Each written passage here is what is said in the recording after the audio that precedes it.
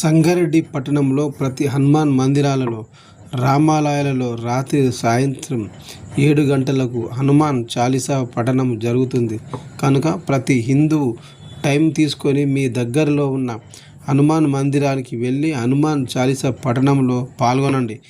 మీకు వీలు కాకపోతే మీ పిల్లలని అలవాటు చేయండి. గుడికి వెళ్ళడం, వారిలో భక్తి భావాన్ని కలిగించండి. ప్రతి హిందువులో ఈ మార్పు రావాలని ఆశిద్దాం. గుడి పంతులు కూడా ప్రతి గుడికి వచ్చిన భక్తులకు చెప్పండి. ప్రతిరోజు హనుమాన్ చాలీసా పఠనం యొక్క ప్రాముఖ్యతను భక్తులకు వివరించండి. జై శ్రీరామ్.